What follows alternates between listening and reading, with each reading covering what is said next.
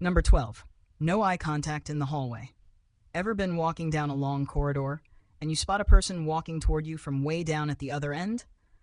The moment your eyes lock, a silent social pressure descends. A nonverbal agreement is struck. You both know you're headed for an inevitable, awkward passing, but you refuse to acknowledge the existence of the other until the very last possible second. So what do? You both stare intently at your phones, feign sudden interest in the scuff marks on the wall, or pretend the ceiling has just revealed the secrets of the universe. Your peripheral vision is on high alert, tracking their every move, yet you'd rather appear clinically insane than just, walk past them and give a polite nod. This isn't about being rude. It's about avoiding a micro-interaction that, for some reason, feels like a social minefield. A simple hello would require a response, and that response might lead to another, and suddenly you're trapped in a conversation about the weather. Your brain, in its infinite laziness, has deemed it a higher priority to feign interest in a speck of dust than to spend a single calorie on small talk. It's the silent, unspoken rule of hallway chicken, and we're all so invested in not losing that we end up looking like absolute weirdos. The elevator.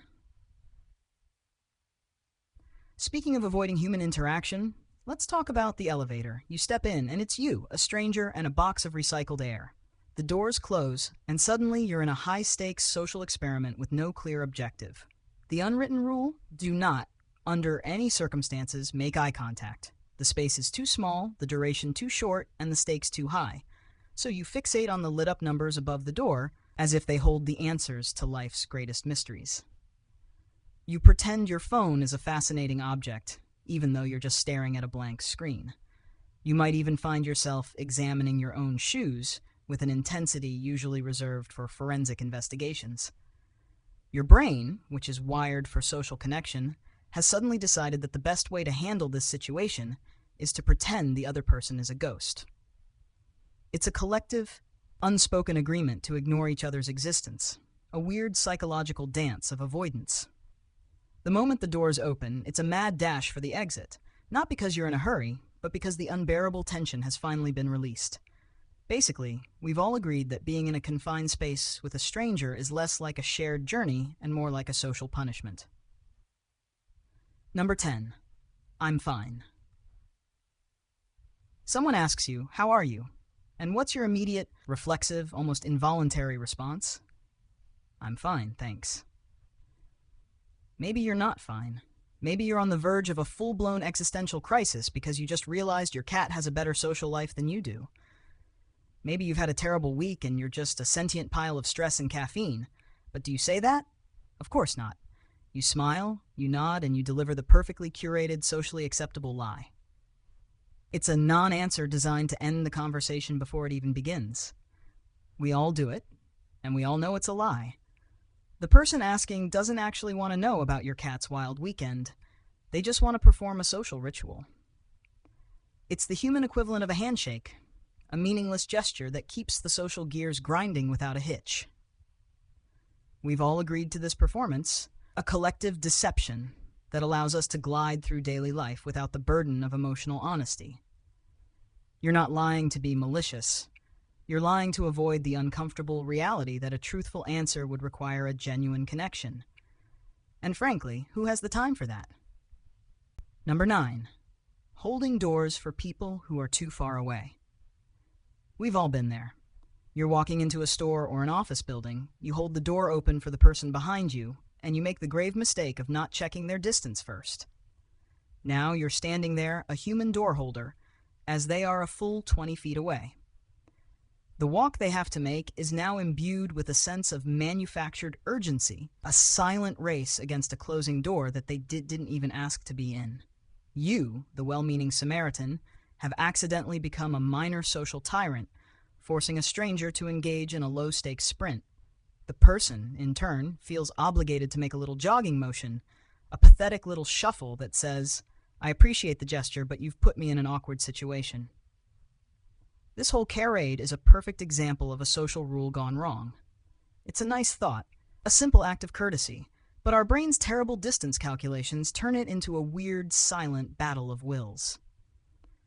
You can't let go of the door now. That would be an even greater social faux pas. So you hold it, smiling awkwardly as they speed walk toward you, a prisoner of your own politeness.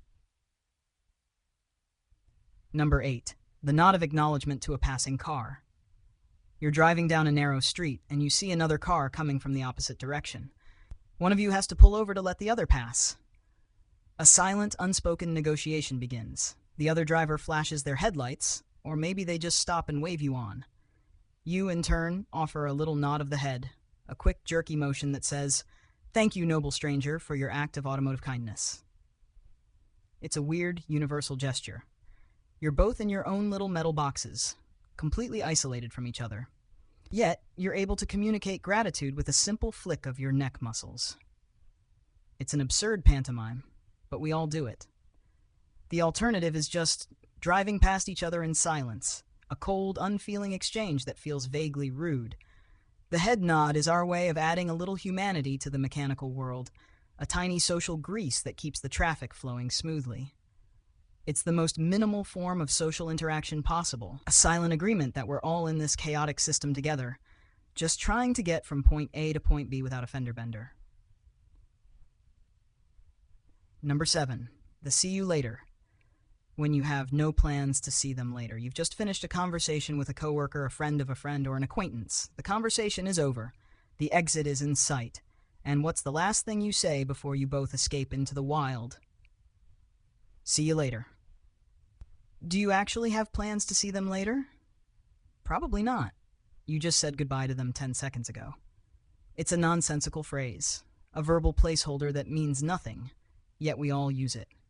It's like a social buffer, a soft landing from a conversation that's run its course. The phrase is so ingrained in our social vocabulary that we don't even think about it. It's an empty promise, a friendly lie that we all tell and accept. To not say it would feel abrupt, like slamming the door on the conversation.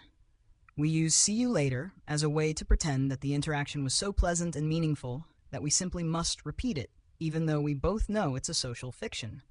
It's a tiny, harmless lie that makes the world a little more polite and a little less honest, and we've all agreed to play along. Number 6. The compulsory gift for a child's birthday party. Even if you barely know them. Your child gets invited to a birthday party. Great. Balloons, cake, tiny humans running amok. What could be more chaotic? Oh, right, the unspoken obligation to bring a gift. Even if your child has met the birthday kid exactly once, for approximately 7 minutes, at another equally chaotic event, you are still expected to procure a present. This isn't about genuine generosity. It's about adhering to a deeply ingrained social script. Show up empty-handed, and you risk being labeled a social pariah, the parent who doesn't understand the rules. So, off you go to the toy store, desperately searching for something age-appropriate, non-toxic, and preferably something that won't end up in a landfill by next Tuesday. You spend money on a child you barely know. Buying a plastic trinket will likely be briefly enjoyed and then discarded amongst a mountain of similar plastic trinkets. It's a bizarre ritual, driven by the fear of social judgment rather than any real desire to enhance the birthday child's life.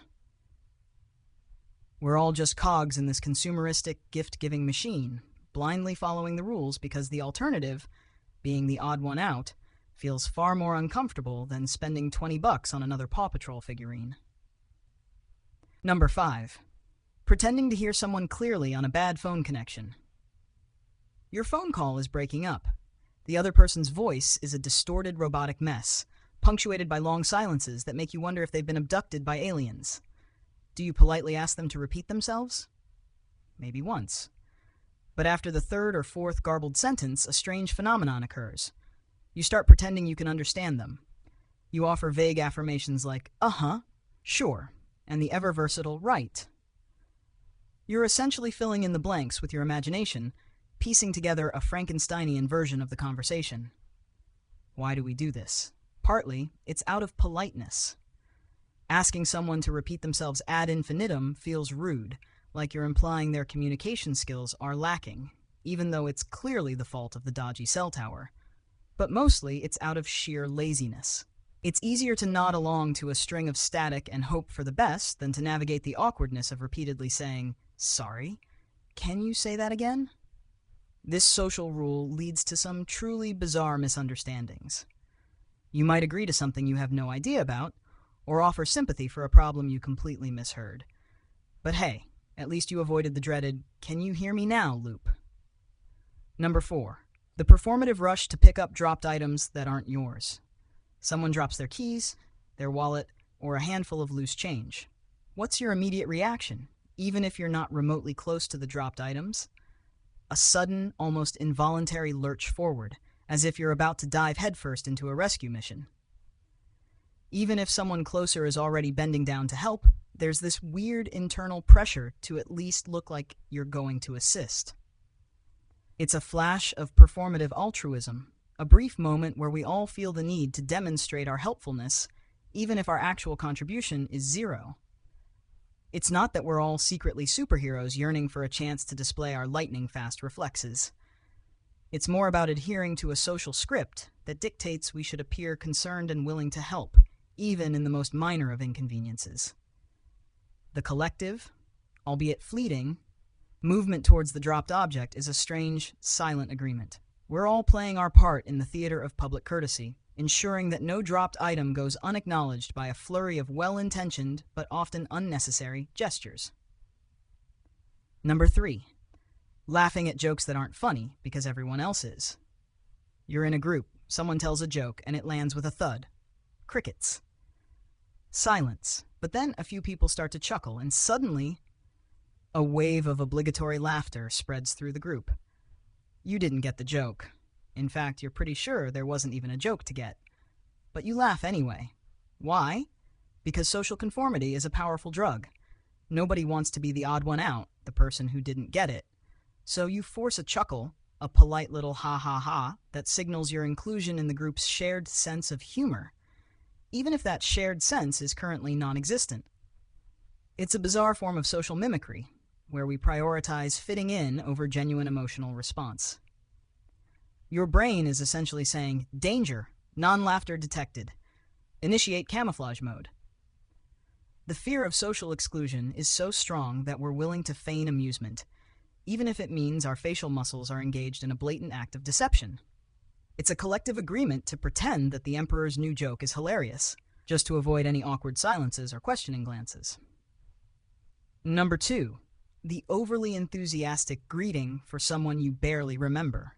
You bump into someone you vaguely know, maybe a distant relative, a former colleague you met twice, or the neighbor's cousin. Your brain is frantically searching its database, desperately trying to recall their name, their connection to you, anything at all. But what comes out of your mouth is an explosion of overly enthusiastic greeting. "Oh my gosh, insert vaguely familiar sounding name. How have you been? It's so good to see you." You lay it on thick, projecting an unwarranted level of excitement for this unexpected reunion. Why the dramatic performance? Because the alternative, a hesitant, awkward acknowledgement of their existence, feels incredibly rude. We're all terrified of the "do I know you" moment, the social black hole that can swallow entire interactions. So we overcompensate with excessive enthusiasm, hoping to mask our lack of recognition. It's a social bluff, a high-stakes game of pretend where we act like long-lost friends to avoid the embarrassment of admitting we have absolutely no recollection of who they are. Number 1. The elaborate thank you for something incredibly minor. Someone holds the door for you, even if they were already going through it. A barista hands you your coffee. A cashier gives you your change.